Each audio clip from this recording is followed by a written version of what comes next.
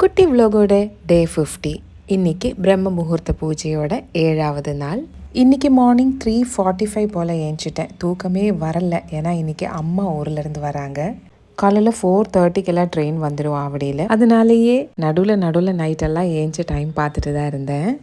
அப்பாவும் கூட இருந்தால் நம்மளுக்கு இந்த டென்ஷன் இருக்காது. அம்மா தனியாக வரும்போது அவங்களுக்கு இந்த இடம்லாம் தெரியாது. அதனால் நம்மளுக்கு வீட்டுக்கு வந்து சேர வரைக்கும் கொஞ்சம் டென்ஷனாக தான் இருக்கும்.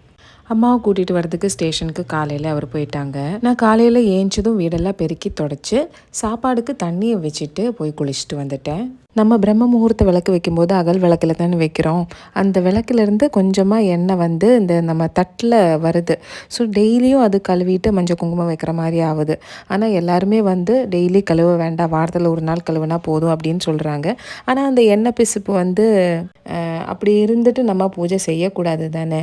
நீங்கள் என்ன நினைக்கிறீங்கன்றது கண்டிப்பாக கமெண்ட்டில் சொல்லுங்கள். அதே மாதிரி இதுக்கு எதா ஆல்டர்னேட் சொல்யூஷன் இருக்கா, எதா பண்ணால் இந்த மாதிரி வராமல் இருக்குமா அப்படின்னு தெரிஞ்சாலும் கண்டிப்பாக சொல்லுங்கள். இந்த பிரம்ம முகூர்த்த விளக்கு நீங்கள் எதுக்காக பண்ணுறீங்க அப்படின்னு கேட்டிருந்தாங்க. எனக்கு வந்து நான் லைஃப் லாங் வந்து இந்த மாதிரி பண்ணலாமா, பண்ண முடியும்னா எனக்கு பண்ணணும் அப்படின்னு ஒரு ஆசை இருக்குது. எதா முடியாத டைமில் பண்ணாமல் இருந்தால் ஓகே, மற்றபடி நம்மளால் முடிஞ்ச அளவுக்கு இதே மாதிரி கண்டினியூ பண்ணால் நம்ம வீடை சுற்றி நல்ல ஒரு பாசிட்டிவ் எனர்ஜி இருக்குது. அது இல்லாமல் நம்மளுக்கு தெரியாமையே கொஞ்சம் சேஞ்சஸ் எல்லாம் நம்மளுக்குள்ளேயே வருது. அதே மாதிரி நம்ம வாழ்க்கையே நல்ல ஒரு டிசிப்ளின்டாக தெரியுது. பிரம்ம முகூர்த்த விளக்கு வந்து நம்ம காரிய சித்தி அப்படின்னு சொல்லுவாங்க. நம்ம ஏதாவது ஒரு வேண்டுதல் வச்சு அதுக்காகவும் பண்ணலாம். மார்னிங் டிஃபனுக்கு தோசை ஊற்றிட்டு தக்காளி சட்னி தான் பண்ணியிருந்தேன். தக்காளி சட்னினா எங்கள் அம்மாவுக்கு ரொம்ப பிடிக்கும், எங்கள் அப்பாவுக்கு பிடிக்காது. அதனால் அம்மா வீட்டில் ரொம்ப செய்ய மாட்டாங்க. அதனால் அவங்க இங்கே வரும்போது நான் செஞ்சு தருவேன். நான் குளித்து முடிச்சுட்டு விளக்கெல்லாம் வைக்கிறதுக்குள்ளேயே அவங்க வந்துட்டாங்க. அவங்க வரும்போது அதுக்கு என்ன பேர் சொல்கிறதுன்னு தெரில, நெய்யப்பம் அப்படின்னு சொல்ல முடியாது, ரொம்ப நெய்யெல்லாம் ஊற்ற மாட்டாங்க. அந்த மாதிரி ஒன்று செஞ்சு எடுத்துகிட்டு வந்திருந்தாங்க.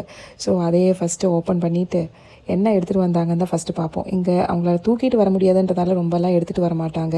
என்ன இருந்தாலும் அங்கே நம்ம வீட்டுக்கு போகும்போது செஞ்சு தருவாங்க. தூக்கிட்டு வரதுக்கு அவங்களால சுத்தமாக முடியாது. அவங்க இருக்கிற ஹெல்த் கண்டிஷனுக்கு அவங்க என்ன சின்னதாக எடுத்துகிட்டு வந்தால் கூட எனக்கு பெருசாக தான் தெரியும். வந்தால் எனக்கு பேசுகிறதுக்கு நிறைய இருக்கும்ல. நான் பேசிகிட்டே இருந்ததாலே என்னன்னு தெரியல, நிஷானும் சீக்கிரமாக ஏஞ்சிட்டான்.